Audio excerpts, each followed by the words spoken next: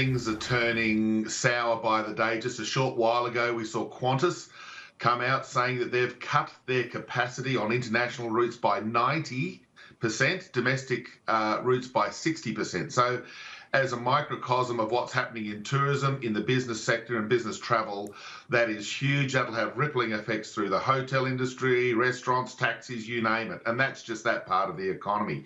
It's a big deal now. And not only is the economy grinding to a halt, if you like, but you've also got this fear factor that, you just mentioned that US stocks fell sharply. They're down 32% in the space of about 5 weeks. We're going to be doing something similar when we open up in about 20 or 30 minutes' time. People are feeling scared. They're losing money. They're losing business opportunities. They're losing their income. So things are grim. When it comes to the stimulus package, the $19 billion promised last week, it was far in excess of what anyone was thinking. Now we're talking about having to scale it up again. What kind of form do you think that'll take, or should take, really, to stimulate the economy where we're hurting? Yeah, the package last week was pretty good. Yeah, look, there are a few little things we can quibble about, but when you're in this time of economic and a health crisis, you don't quibble too much. But it's clear that more needs to be done now, that I think the government's got to come out and really get the cash into the economy. Now, there's a debate about how best it does that. Does it postpone, say, tax receipts, BAS tax receipts from small and medium business to let them maintain a bit of a cash flow so that they may retain some of their staff? Do we get utilities bills being paid for pensioners and other low-income earners as a means of helping their financial position? And also, do we just put money into the economy so that people do spend a bit of it, that it does keep some of the retail sector and consumer sector alive to keep them hiring people as well? So there's different aspects, and look, there's different priorities. I'm not quite sure which are the best. I know Treasury working almost 24 hours a day to look at the different measures, but the bottom line is money's got to be pumped into the economy. It's got to be done now, basically, or as soon as possible. Do you see the government taking the approach of increasing those cash payments? They were targeted towards New Start recipients and pensioners. It would be likely that they would get another check, but do you think they would expand it so more people would get it? I think so, yes. And again, one of the issues that might be impacting pensioners is that they're scared.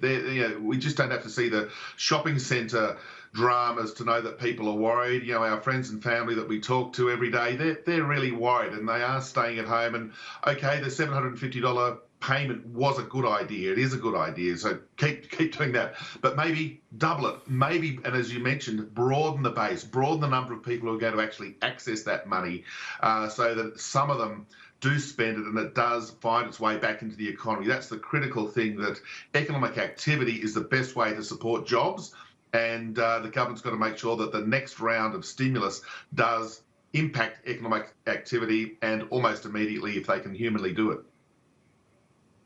And we've had the Finance Minister, Matthias Cormann, say this morning that they can't save every business. That's not possible. They can't save every job. What do you think they can do to really minimise the impact on unemployment?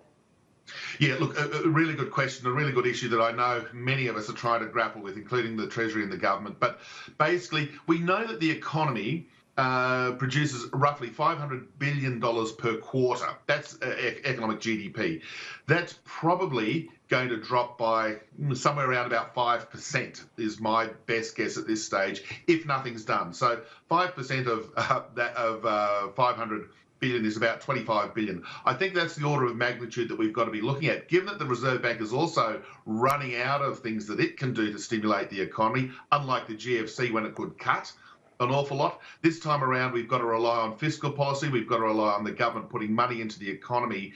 And of that order of magnitude, I'm estimating that something of the order of $20 to $25 billion per quarter, every quarter until this thing ends, is going to be needed.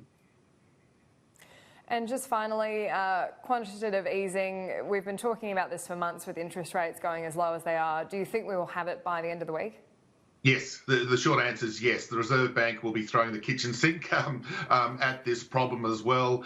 We've seen the Fed come out on a Sunday night US time and announce an interest rate cut plus quantitative easing. Our friends at the Reserve Bank of New Zealand, the Bank of England, Bank of Canada, you look around the world, every central bank's doing it.